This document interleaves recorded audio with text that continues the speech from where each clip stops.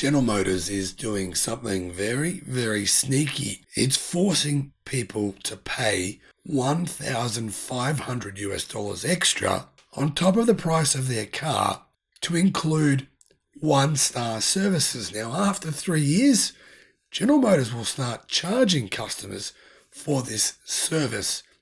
It's saying it's optional, but it's actually forcing customers to pay. Crazy.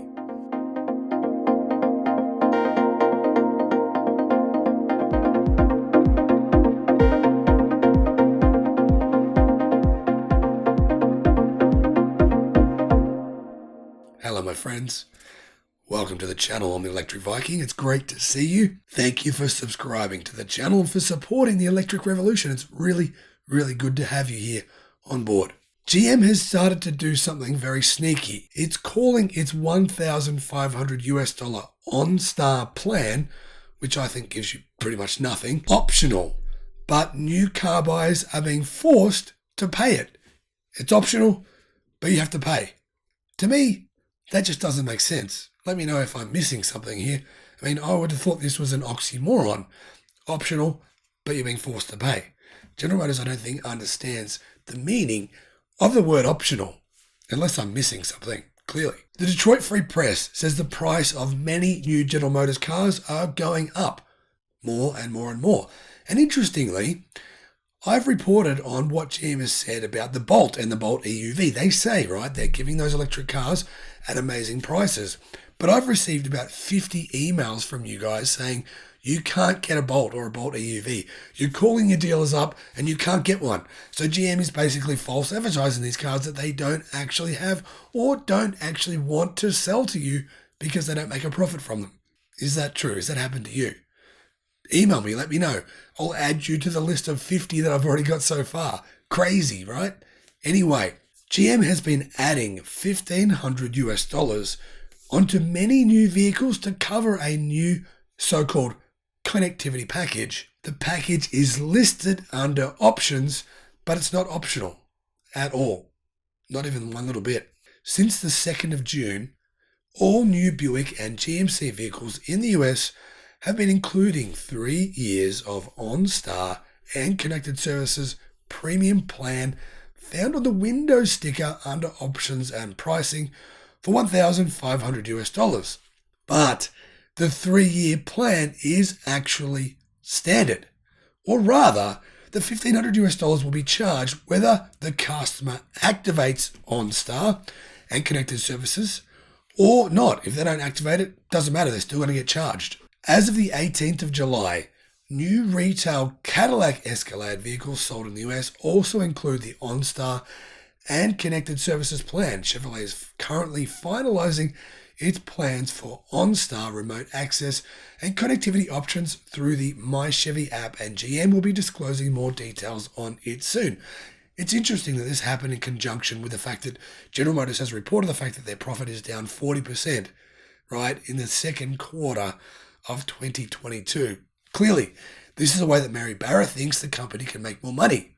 Add a non-optional package, call it optional, make people pay for it. And I mean, it's a service that a lot of people never use. It's actually not really giving you that much in my view. But this move does align pretty perfectly with GM's plans to increase revenue by boosting its subscription offerings. It's planning on boosting revenue by billions by getting customers to subscribe, like the way that Mercedes and BMW and other premium automakers think they're going to make money over the next decade. Last October, General Motors told investors it sees software subscriptions as an $80 billion industry for the automaker in the future. Earlier this year, GM leaders said there'd be more subscription offerings to come in the next couple of years, and consumers may be paying $135 a month for various subscriptions on top of their car payments. GM didn't really say what those were, but basically they said that's what they're going to be charging people if they want a General Motors car. As is unsurprising, many GM customers and even some General Motors dealers, we've had people very confused about it, asking why they have to pay $1,500 for something that says it's an option. Lynn Thompson, president of Thompson Buick GMC Cadillac in Springfield, Missouri, told the Free Press, "We say, we're sorry, but we don't price the cars. We wish they would put it as part of the car. Having an option being standard is a problem for us. Don't put something as an option that's not an option." To me, this is just mental. I don't understand. So GM was asked why they're doing it, right? And this is what they said. By giving car buyers OnStar and connected services right from the start, it will enhance the ownership experience, and that's why GM made it standard. But there's a trick here, right? They're basically trying to force consumers to use something. They're trying to make them it obvious in their mind that they're paying for something, try to get them used to using it so they'll continue to pay for it after 3 years when the subscription officially expires. GM said, "Providing this connectivity standard is more convenient for our customers and provides a more seamless onboarding experience. The package has been offered as optional in the past, but going forward, it is standard on all Buicks and all GMCs and some other GM cars as well." So what do you actually get? Well, with the plan, a consumer gets access to a remote key fob, unlimited data, vehicle diagnostics, Wi-Fi hotspots, and access to the OnStar Guardian app for roadside assistance or emergencies and more. Now, personally, I think these cars should come standard with vehicle diagnostics and roadside assistance for emergencies. I mean, that to me should be a standard part of the experience of buying a car these days. It comes on cars that are like base model, $15,000 to $20,000 budget cars now. So I don't think you should have to pay extra for those things. The other stuff, yeah, I understand that. But making it a forced payment, that to me is not being honest. Why is it not honest? Well, when the 3 years are up, customers will be able to subscribe to the same plan or a different plan. But General Motors won't tell us the cost. Now, they're saying, well, we don't know what the cost is going to be in 3 years. It'll be what we decide. There'll be different plans to choose from. But essentially, if you don't pay after 3 years, you lose all the services, right? You lose them all. You don't get any of these features anymore. You don't get any roadside assistance anymore, right? You don't get any emergency roadside assistance. You don't get vehicle diagnostics after 3 years. I don't know about that. When asked to explain their decision to label the package as an option when it's standard, GM said in an email to the Free Press, "It is an option, but it is not removable as it is delivered from the factory with it included, just like an upgraded powertrain or upgraded interior materials or upgraded infotainment system." I'm still not following them, but anyway. Now, GM also said because the OnStar and Connected Services Premium Plan was only recently structured and offered, and it applies to only certain brands and vehicles in the US, it is possible that not all materials may be fully updated just yet.